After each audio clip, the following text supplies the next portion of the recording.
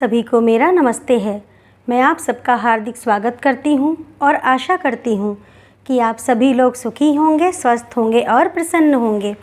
आज मैं आप लोगों के लिए जो कहानी लेकर के आई हूँ उस कहानी का नाम है इच्छाओं का अनंत आकाश और ये कहानी लिखी है मालती जोशी जी ने। चलिए कहानी शुरू करते हैं। किसका फ़ोन था? मैंने पूछा। अवस्थी जी का। मिसेज़ नारंग नहीं रहीं क्या? मेरी तो चीख ही निकल गई। चीखो मत, ये झल्लाए, बिना बात एकदम हाइपर हो जाती हो।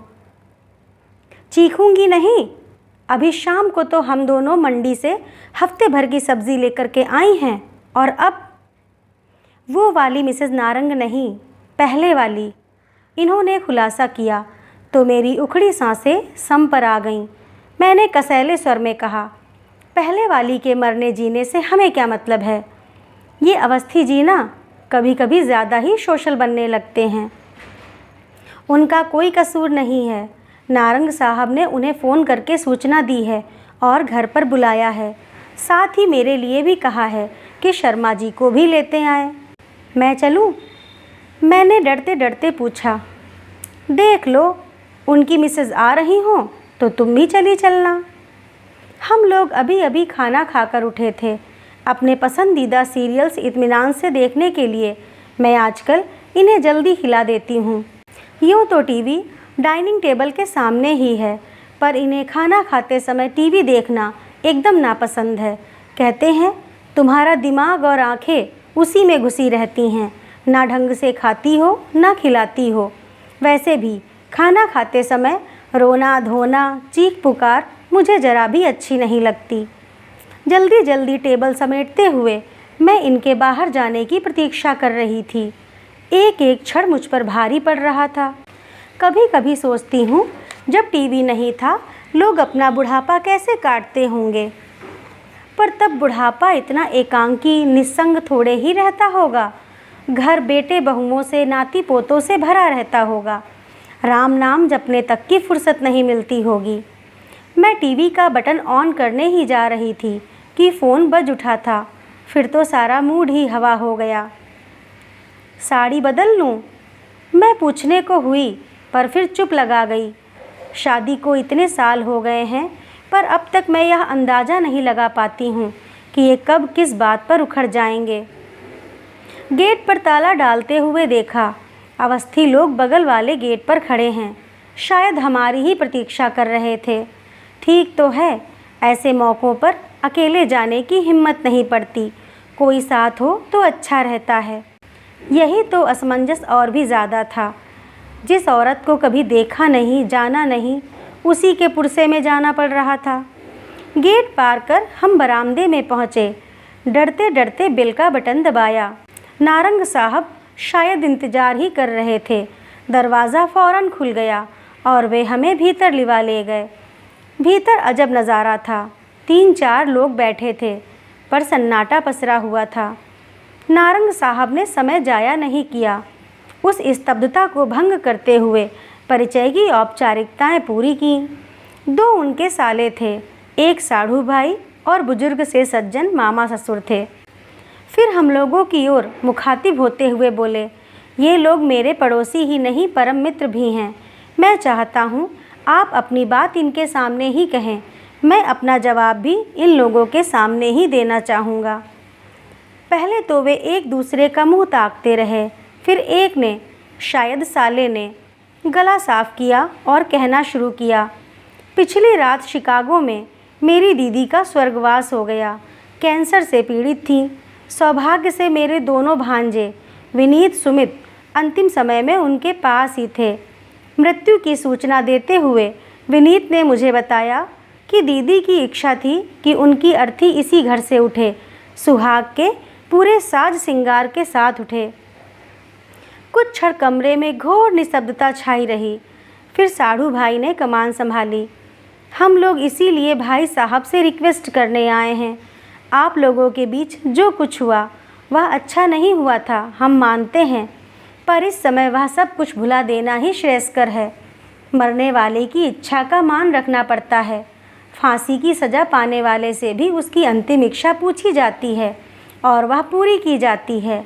इसीलिए अगर दीदी की इच्छा थी कि उनकी विदाई इस घर से हो तो आप एक बात भूल रहे हैं जनाब, नारंग साहब ने सूखे लहजे में कहा। इस घर से उनकी विदाई 16 साल पहले ही हो चुकी है और वह भी उनकी इच्छा का मान रखते हुए ही की गई थी। वह घर से विदाई थी, अब वे दुनिया से विदा हो रही हैं। दोनों बातों में फ़र्क तो है। फिर बच्चे चाहते हैं कि माँ की अंतिम इच्छा पूरी हो, साले साहब बोले। यह बात बच्चे मुझसे भी तो कह सकते थे। इतने सालों के अंतराल के बाद उनकी हिम्मत नहीं पड़ी होगी। हिम्मत कैसे पड़ेगी? 16 सालों में एक बार भी फ़ोन नहीं किया। मेरे ही पैसों पर पलते रहे, पढ़ते रहे, पर कभी अपना रिज़ल्ट बताने तक की जहमत नहीं उठाई। विदेश जाने से पहले मिलना ज़रूरी नहीं समझा। यहाँ तक कि उनकी शादी की खबर भी मुझे औरों से मिली। इसके बाद वे मुझसे बात करने की हिम्मत कैसे जुटा सकते थे? मुझे तो खुशी है कि वे इतने बेगैरत नहीं हैं। जीजा जी प्लीज़ अब ये सब भूल जाइए, यही ना? ये मेरे दोनों परम मित्र यहाँ बैठे हैं। मैं इन्हीं से पूछना चाहूँगा, ईमानदारी से अपनी राय दीजिएगा। जो औरत बरसों पहले लड़ झगड़ कर अपने बच्चे लेकर यहाँ से चली गई थी, उसके मरने के बाद ही सही दोबारा इस घर में आने का क्या अधिकार है? नारंग साहब की आंखें हम लोगों पर टिकी हुई थीं। उन आंखों में प्रश्न तो था ही, पर एक आक्रोश भी था, आग भी थी, बेहद एकाकीपन भी था। पहली बार मुझे कमरे में मिसेस नारंग की अनुपस्थिति का भान हुआ। वैसे उनका इस समय यहाँ होना बेहद अप्रासंगिक भी था। मैं सोच रही थी इस समय उन्होंने अपने आप को किस कमरे में बंद किया होगा। कानों पर हाथ दिए वे कहाँ छुपी बैठी होंगी। आप लोग कुछ तो बोलिए। लंबी प्रतीक्षा के बाद मिस्टर नारंग ने कहा। हम लोगों ने सिर उठाया।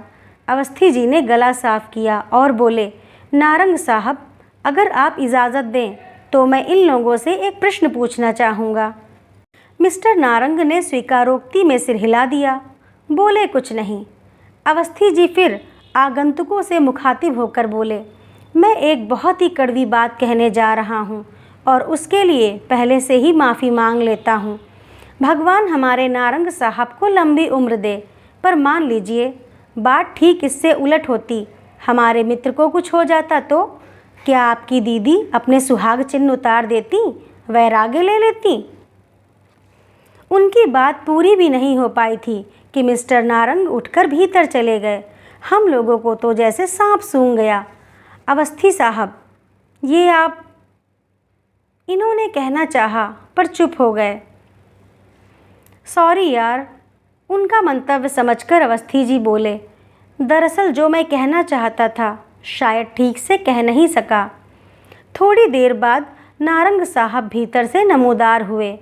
उनके हाथ में जरी वर्क वाला एक पर्स था। उसे साले को सौंपते हुए बोले, अभी अवस्थी जी ने सुहाग चिन्हों की बात की तो मुझे याद आ गया। मैडम जाते समय ये सारी चीज़ें मेरे मुंह पर फेंक कर चली गई थीं। शादी की कोई याद, कोई चिन्ह वे अपने साथ नहीं रखना चाहती थीं।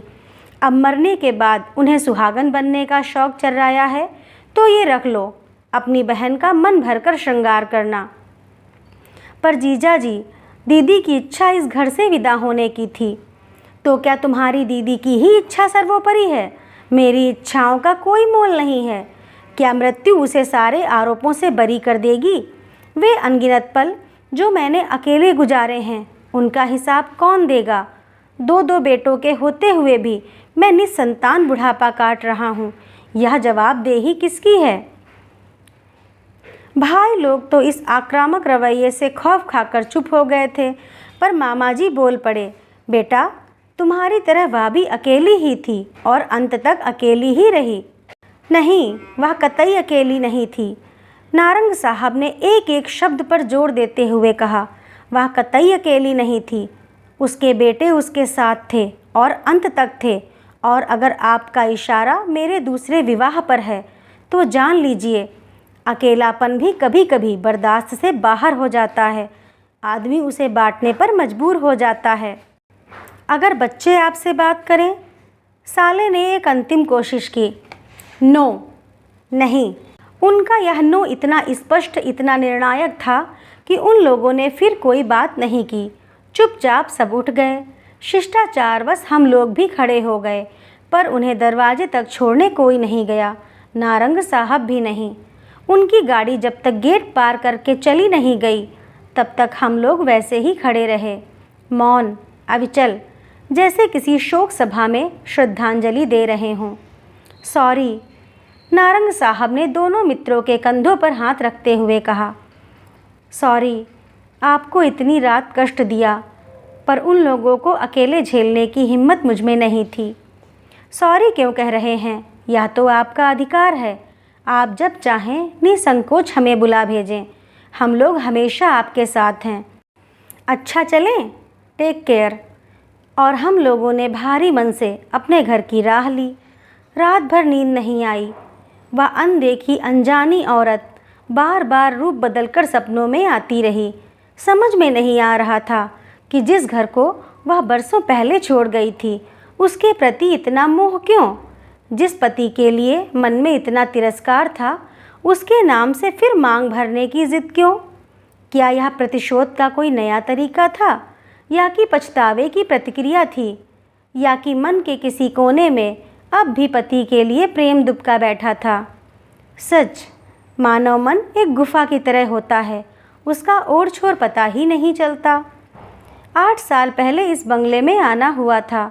यूं भी बंगलों में अड़ोस पड़ोस नाम मात्र को होता है, यहाँ तो एकदम ही शून्य था। बाईं तरफ वाले बंगले में एक कंपनी का गेस्ट हाउस था। दाईं तरफ नारंग साहब रहते थे, जो तलाकशुदा थे। मुझे इतनी कोफ्त हुई थी कि बता नहीं सकती, लेकिन नारंग साहब के साथ इनकी अच्छी पटरी बैठ गई थी। दोनों रोज़ सुबह घूमने जाते, शाम को ब्रिज का खेल जमता। वहीं अवस्थी जी से परिचय हुआ, जो 4-5 बंगले छोड़कर रहते थे। जब पुरुष वर्ग अपने खेल में मग्न होता, मिसेज अवस्थी अपनी बोरियत दूर करने मेरे पास आ जाती। हम लोगों में अच्छा बहनापा हो गया। फिर एक दिन सुना कि नारंग साहब शादी कर रहे हैं। तर्क वितर्कों की जैसे बाढ़ सी आ गई। किसी ने कहा इसी औरत के कारण पहली वाली छोड़कर चली गई, लेकिन फिर 10 साल बर्बाद करने की क्या ज़रूरत थी? तलाक के बाद तुरंत शादी कर सकते थे। किसी ने कहा दिवंगत मित्र की पत्नी है, उसे सहारा देने के लिए यह कदम उठाया है। किसी ने कहा ऑफिस की सहकर्मी है। शादी के बाद एक छोटी सी पार्टी देकर नारंग साहब ने पत्नी को मित्रों और रिश्तेदारों से विधिवत मिलवाया। तभी इन विवादों का, अफवाहों का दौर शांत हुआ। नई वाली मिसेज नारंग मुझे देखते ही भाग गईं। हम लोगों की खूब अच्छी ट्यूनिंग जम गई। उनकी कहानी वही थी जो आधुनिक भारत की 40% कन्याओं की होती है। पिता की अकाल मृत्यु, कोमल कंधों पर घर परिवार का भार, भाई बहनों को एक एक कर निपटाते हुए अपने बारे में सोचने का समय ही नहीं मिला। जब सारी जिम्मेदारियों से फारिग हुई तो पता चला उम्र 45 को छू रही है। तब भाई बहनों ने पहल की, ब्यूरो में नाम लिखवाया, अखबारों में विज्ञापन दिया। जांच पड़ताल के बाद नारंग साहब का नाम फाइनल हुआ और वे मेरा पड़ोस गुलजार करने आ गईं। यह सुख उन्हें जीवन में इतनी देर बाद मिला था कि अपनी इतने बरसों वाली पुरानी नौकरी उन्होंने एक झटके के साथ छोड़ दी। अपनी नई नवेली घर गृहस्थी में अब वे ऐसे रच बस गई हैं जैसे बरसों से बस यही करती आ रही हूँ। आधी रात के बाद कहीं मुश्किल से आंख लग पाई थी कि घंटी बजी। पहले तो समझ में ही नहीं आया कि दरवाजे की घंटी है या फ़ोन की। फिर पता चला कि इनके मोबाइल की रिंग है। अधमुंदी पलकों से मैंने घड़ी देखी। सुबह के 5 बज रहे थे। तब तक वे फ़ोन रख चुके थे। किसका फ़ोन था? नारंग का। गेट पर खड़े हैं। इन्होंने उठते हुए कहा, ये चप्पल डालकर बाहर को चल पड़े तो गाउन पर शॉल डालकर मैं भी पीछे पीछे हो ली। रात करीब 11 बजे तो हम लोग उनके घर से लौटे थे। अब इतनी सी देर में और क्या हो गया? सदर दरवाज़ा खोलकर हम लोग बाहर आए। धुंधलके में गेट के बाहर एक आकृति नज़र आ रही थी। उनका फ़ोन आ गया था इसलिए निश्चिंत थे, नहीं तो एकदम गेट खोलने की हिम्मत नहीं पड़ती। सॉरी, आपको सुबह सुबह डिस्टर्ब कर रहा हूँ। नहीं नहीं, गेट मत खोलिए। मैं भीतर नहीं आऊँगा, बस यह चाबी देने आया हूँ। चाबी? किस लिए? बच्चे माँ को लेकर आ रहे हैं, शायद 9-10 बजे तक यहाँ पहुँचेंगे। पर आपने तो कल मना कर दिया था ना? हाँ, पर आधी रात के बाद मुंबई से बच्चों का फ़ोन आया। बरसों बाद उनकी आवाज़ सुनी थी। बरसों बाद उन्होंने कुछ मांगा था, मना नहीं कर सका। क्षण भर को वे चुप हो गए। शायद उनका गला भराया था, पर तुरंत ही उन्होंने अपने को संभाल लिया और कहा, हम लोग 15-20 दिनों के लिए बाहर जा रहे हैं। वे लोग अगर 13वीं भी यहीं से करना चाहें तो कर सकते हैं। मतलब आप यहाँ नहीं रहेंगे? नहीं, और मेरा रहना ज़रूरी भी नहीं है। अंत्येष्टि में तथा और संस्कारों में बेटों की उपस्थिति ज़रूरी होती है, तो वे दोनों तो रहेंगे ही। कुछ क्षण चुप्पी छाई रही, फिर वे बोले, शर्मा जी, सबका कहना था कि मरने वाले की इच्छा का सम्मान करना चाहिए, सो कर रहा हूँ, पर उसके लिए किसी जीवित व्यक्ति का मैं अपमान तो नहीं कर सकता ना। अच्छा, अब मैं चलूँगा, मिसेस गाड़ी में वेट कर रही हैं। और चाबियाँ इन्हें सौंपकर वे चल पड़े। मैंने झांक कर देखा, उनके बंगले के सामने उनकी नीली सेंट्रो उनकी प्रतीक्षा कर रही थी। मिसेस नारंग उसमें बैठी होंगी। अच्छा ही हुआ जो वे नीचे नहीं उतरी। इस समय उनका सामना करने की हिम्मत मुझ में नहीं थी। तो दोस्तों, कैसी लगी आप लोगों को यह कहानी? अगर अच्छी लगी हो तो लाइक करिए, शेयर करिए और ऐसी ही और कहानियों के लिए मेरे चैनल को सब्सक्राइब करिए। धन्यवाद।